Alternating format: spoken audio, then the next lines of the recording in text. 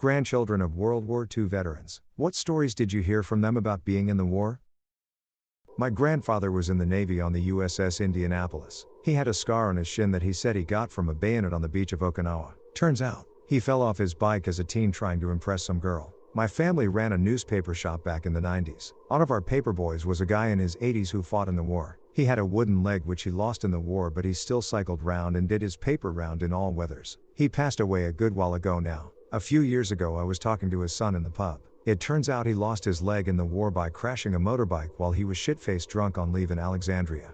D. Greater than he had a wooden leg which he lost in the war, man. That's rough. You're in the middle of a war, and you go and lose your wooden leg. No wonder he needed a bike to do that paper round. He'd have a hell of a time hopping everywhere. The only story Grandpa ever told us was his squadron marching to intercept the enemy and not stopping for anything. He saw a small village coming up down the road, closed his eyes for what he thought was just for a second, hoping they could stop for even just 30 minutes. And when he opened his eyes, his squad had already passed through the village and it was well behind them. I doubt he was actually asleep, but was just so exhausted he suffered from highway hypnosis on his feet and just didn't register anything for a couple hours. He absolutely refused to talk about combat. My grandfather refused also. I'm a huge history buff, so in some sense it disappointed me. But then again, I could never imagine what he went through and I respected his wishes. My grandfather was shot down over occupied France. He spent the remainder of the war in a Nazi prison camp. Later, he trained pilots for the Korean War. I knew him my whole life and he never told me any of this. At his funeral, everyone told part of the story that they knew.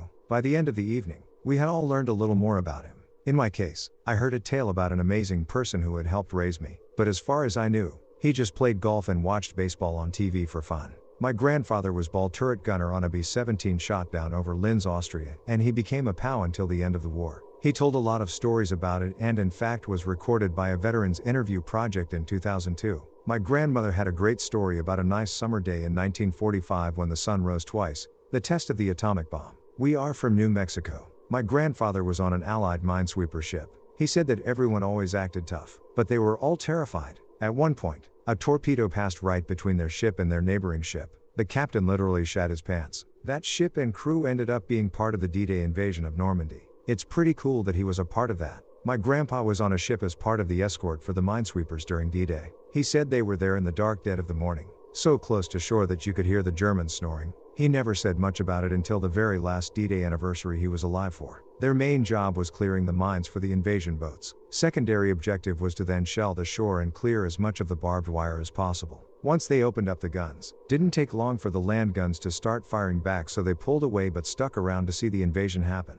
The minesweepers got most of the mines, but couldn't get them all, and he watched one of those tiny landing boats roll over one. He said he was close enough to see bits of people fly around and it was the worst thing he'd seen. Up until that point he was in non-combat roles. My grandpa was a radio operator on a ship in the Pacific. He told me about it one time because I asked, and he went on talking for about an hour about being in the US Navy in World War II. My dad was in the room with us when we left. My dad said that was the first time he ever heard my grandpa talk about being in the war. This was in 2018. My grandfather was on the Western Front. He got captured by the Germans and kept in a POW camp in France for less than a week. The French resistance staged a raid on the camp, freeing numerous POWs, including him. He then spent the rest of the war hiding with the French resistance. I am told this mostly consisted of sleeping, smoking cigars, and playing golf at night with hand-whittled clubs and balls. Oh man, I have a few. I was born in the USSR, and pretty much everyone was somehow impacted by the war. Generations down the line, both sides of my family fought, and many were killed. My great-grandfather passed away when I was 5, but I got some stories from my grandma, who has some crazy stories of her own. So, my great-grandfather was conscripted when the war started. He was thrown into the meat grinder near Kiev during Barbarossa. Kiev was one of the largest troop encirclements in history, with entire armies encircled and destroyed. He was captured along with 450 other soldiers and was being marched back to Germany as slave labor. The only reason that he wasn't immediately killed was because he spoke fluent Ukrainian and was able to conceal that he was Jewish. Jewish Soviet soldiers that were captured were immediately shot. Somewhere on the march to Germany, he managed to escape into the forest. He somehow survived through the winter of 41-42, and managed to make his way across the front line and rejoin the war. It was such a dire situation on the front that the Soviets allowed him to re-enlist and didn't shoot him for desertion, as was the case for many captured soldiers in 41 that managed to make it back. He was placed into the 223 Infantry Division and spent the war on the Southern Front, finishing the war in Vienna. My grandma, who is going to be 86 the day before Thanksgiving, was young when the war started. Her and my great-grandma were evacuated from Kharkiv, like many women and children. Days before Germans took the city, they made their way southeast, and somehow ended up in Stalingrad. Just as the battle was starting, they had to make it to the port to cross the Volga and keep going east. They were running on the riverbank to the ferry and my grandma's shoe got stuck in the mud and came off her foot. As this was her only pair of shoes, they stopped for a few seconds to get her shoe and put it back on. When they made it to the pier, the ferry, full of wounded soldiers and fleeing civilians, had just left. They watched the ferry get dive-bombed and sink, and caught the next boat to cross. If it wasn't for the shoe of a 7-year-old girl getting stuck in a muddy riverbank, I wouldn't be here. My grandfather was one of Darby's Rangers, fought in Africa, and was taken prisoner in Italy after their DC-3 missed the DZ and they parachuted into enemy territory. He was a prisoner for about 4 years. His wife was told he was dead, and when he finally got home she was engaged to a new man. She left the new guy and got back with my grandfather. He was never the same after the war, so I'm told. Very mean and quiet. I'm told he was almost killed in a firing squad but the machine gunner stopped at the person next to him after they ran out of ammo and let the rest live. He said the Germans were decent to them,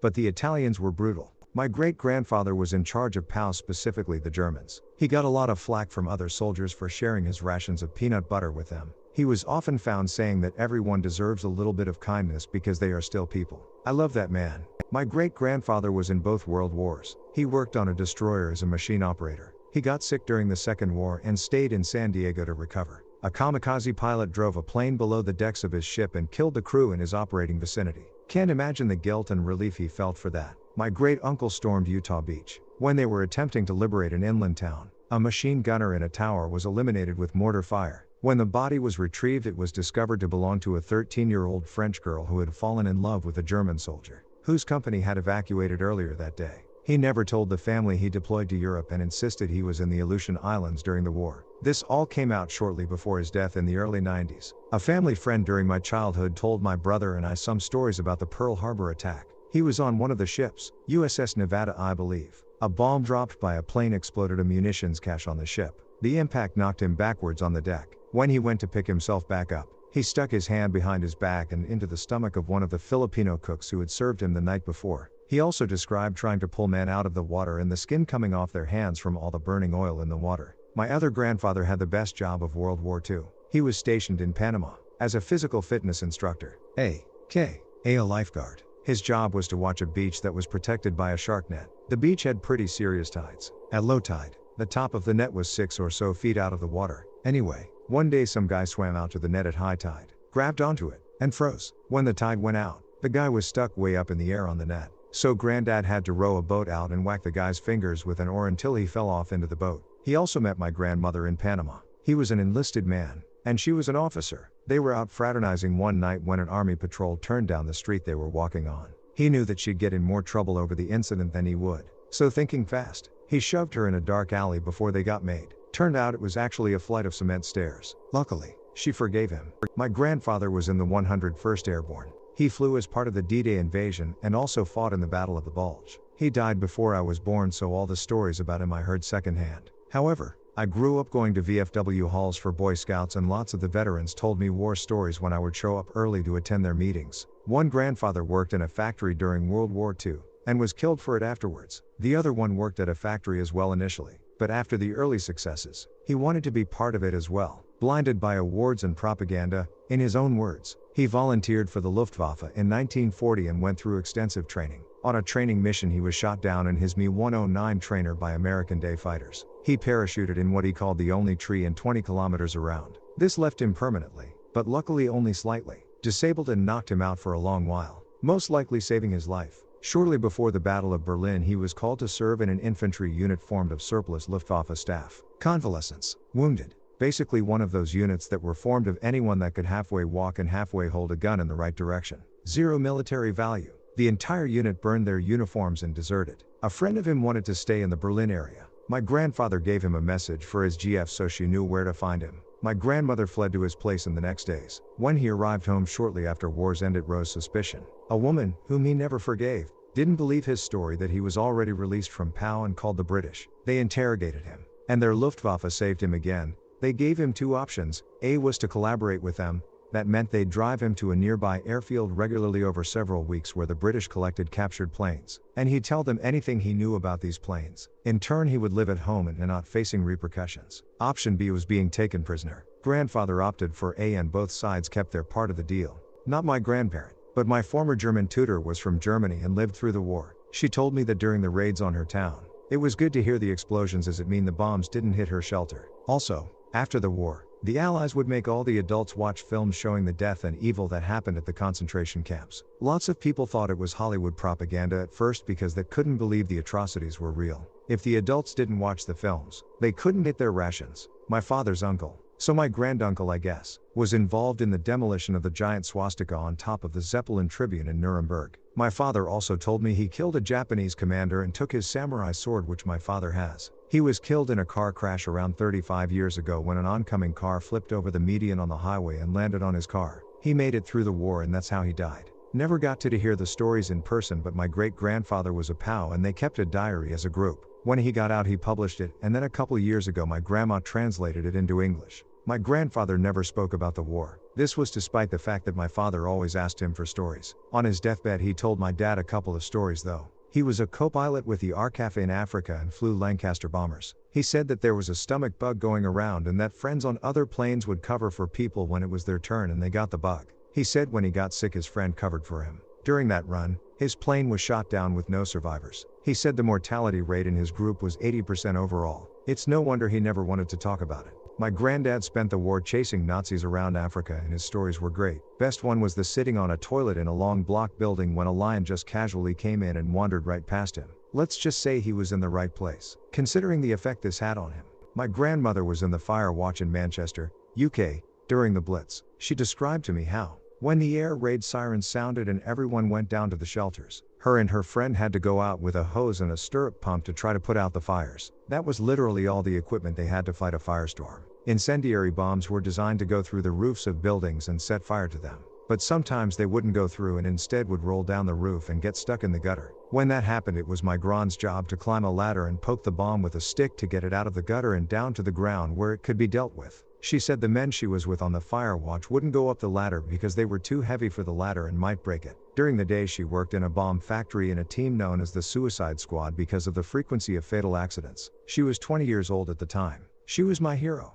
Your grandmother is my hero too. Thanks for sharing that story. Hooray for grandmas. My paternal grandmother ran the farm while my grandfather built ships for the Navy. My mom's mom enlisted in the Marine Corps, where she met my grandfather. I'm from Germany. My grandfather had to go to war when he was 16 in 1944. He talked very little about the time. He was a Flakhelfer, basically assisting the artillery. Was captured by Russian forces a few months later and a POW for I think 4 or 5 years. That had to be an incredible experience. Having literally nothing to eat for a really long time. People eating the soles of their shoes. People eating a soup that's made of water and basically nothing else. People eating other inhabitants that died or were on the verge of dying. He was practically a kid, but already been to war and being imprisoned for a few years. We can all be so lucky if we haven't experienced anything like that in our lives. I'm a German. Growing up, I would sit by my Oma's bedside and listen to her stories. A few come to mind. 1. After all of the men were taken away to fight, they needed manpower to work the fields and keep German agriculture functioning. The SS solved this problem by sourcing prisoners of war to do the work. The prisoners would sleep in the stables, be picked up for their labor duties by the SS in the morning, then brought back to whichever house they were quartered in. The SS would come by at night to make sure the POWs were in the stables, as they were seen as untermenschen, subhumans, and were not allowed inside the houses. After the SS left, my grandmother and great-grandmother would bring the POW into the house and up to the attic, where he had a hot meal and a bed waiting for him. He'd get paper to write letters to his family back in France, which my great-grandmother would subsequently smuggle out and get sent. My great-grandmother would get up extra early in the morning to ensure he made it back down to the stables in time before the SS arrived. They never caught on. My mom even remembers him returning to visit my family after the war concluded. 2. My great-grandmother figured out a way to pick up BBC radio broadcasts, and was able to more accurately track the Allied advance. She would write letters to her husband, my great-grandfather, who had been drafted and was stationed in France. The plan was that when the Allied forces had advanced enough, he would steal a bicycle and ride it all the way back to Germany. When the time seemed right, he managed to get a bike and started riding. He apparently made it all the way to the French-German border before being apprehended by a patrol. When they realized he was military, they turned him around and forced him back to the front lines. He was killed in action shortly after. 3. My great-uncle was drafted. and sent to fight in Ukraine. He ended up being President Babi Yar, which is known today as one of the largest single-day massacres in the entire war. After his tour, he told my grandmother, "If the world ever finds out what we did that day, there will be a German hanging from every tree from Lisbon to Warsaw." My grandpa spoke German, and was posted in post-war Germany. He would trade his cigarette rations for chocolate and give it to the poor/starving German kids. When he found out their parents were taking it, he started making them hang out and eat it with him. Those children really stuck with him the rest of his life. My other grandpa was in the Navy. He never really talked about the war. My great-grandparents were children around the time. One thing is that the father of my great-grandfather came home from the war to register him, and he put Michael into the form. His grandmother, who raised him, called him Franz Thug, and apparently that was common. In one story, there was a man that went to the office and registered a Michael, only to come back to the hospital and be told he has a daughter. From my great-grandmother, I heard stories of hordes of people coming from the city to beg for food from the farmers, which was everyone outside the cities back then. To this day, there are pictures of my city in absolute ruins, bombed to dust, in the school hallways. We also found a letter underneath a house from a soldier on the Eastern Front. It was hard to read, and we only managed to get parts, but he was talking about the cold and that there was little to no food, basically all of which was potatoes. We also had one man in the family that managed to return from the Eastern Front. His hand had terrible frost damage, and he wore a glove over that one hand at all times, no matter where or what temperature. My grandmother was in the Belgian resistance. I talked a lot about the war with her after the death of my grandfather, who didn't want the war mentioned at all. So from the age of 12 until 16, when she passed, I asked a lot of questions. Unfortunately, I wasn't informed enough to ask better questions. The crazy thing I had a hard time wrapping my head around was the fact that she lost 2 brothers and her father because of Allied bombings and not the German occupation, which makes it so much more impressive that she joined the resistance. I know that she had a fling with an English pilot who was shot down, and she then smuggled through France to Spain, so I suspect that was part of her job in the resistance. I asked her what she knew about the Holocaust, and she said that they didn't have any clue of what was going on. She knew a Jewish family in her street that one day was there and the next day wasn't. But she never asked questions because people were constantly moving from the city to more rural regions. On one of her trips to Spain, she took a Belgian back home who fled a work camp in Austria by hanging under a train, and that man was my grandfather. So once back in Belgium, they moved to his farm where he was kept hidden. My grandfather was a gunner's mate on a mine-sweeping vessel, so it was mostly made of wood. His ship was shot down by kamikaze, and he had to wait for rescue for days floating in the ocean. He's 99 now and is still shoveling snow out of his driveway. My grandfather was in the British Army as a lorry driver. He served in France and was evacuated from Dunkirk, served in North Africa, then Italy. He never talked about any of that except very much in passing, and was a very cheerful and happy-go-lucky person. The only time he explicitly mentioned his service was when we were watching a TV show talking about the liberation of the Bergen-Belsen concentration camp by the British. All he really said was, "I was there." This was the only time I remember him being visibly angry. He didn't say anything for the rest of the day. I had to tease out that he was part of the British support and cleanup effort from other family members. Holocaust deniers can fuck all the way off. My mom's stepdad was born in the early 30s, so wasn't old enough to fight officially, but participated in resistance operations in Denmark. He had pretty severe PTSD from the experience, so I never really got the gory details. But some of what I do remember include hoarding sugar to dump in the gas tanks of Nazi tanks, making homemade bombs from discarded ammunition. This was more of a dumb kid thing that happened to be during the Nazi occupation, but still worth mentioning. Had a sister who was shot for being out after curfew. He had 2 tattoos. The first was given to him when he was caught out after curfew and was intended to mark him for execution if he was caught again. The other tattoo was given to him when he was caught the second time. But as he was a young, fit, Aryan teenager, they decided to ship him off to a concentration camp. Don't know which one. Just that it was one of the labor camps, instead. So he received a number much like the other prisoners. He eventually escaped the camp and was shot in the process, but survived and eventually became a sailor after the war. Bonus fact that he smoked a pack a day since he was 11 and lived well into his 80s. And it ended up being surgical complications that got him in the end. And now some bonus facts from non-combatants and extended family. My maternal grandmother was born in 1944 in East Prussia, so was barely out of the womb when her family was running from the Soviets. Her father was Wehrmacht but had somehow managed to get out early in the war, possibly due to injury, but I never got the full story. A great uncle on my dad's side was a Lancaster pilot that went down somewhere in the North Sea, unclear if he was shot down, ran out of fuel, or had a mechanical problem. He was found several weeks later alive on a raft at it. Oh, I forgot to mention an older man I talked to a number of years ago. We aren't related, but I feel his story is still worth telling. That was a Wehrmacht soldier captured by Canadians sometimes after D-Day. He was shipped off to a work/prison camp somewhere in Canada somewhere and tried to convince the government and military to let him stay when he was to be sent back to Germany after the war. While he did get sent back, he ended up immigrating to Canada shortly after. My great-grandma told me about how my great-grandpa went to basic, was sent home for Christmas, and the first thing he did when he got in the door was tell her to get dressed up nice because they were going to Sears. Her eyes twinkled when she said, "He was scared of not being able to see me again, and all the others had pictures of their wives with them. So they got a very beautiful picture taken of the two of them at the Sears." Christmas ended, and he went off to deployment overseas. He did come home. It's just such a cute story.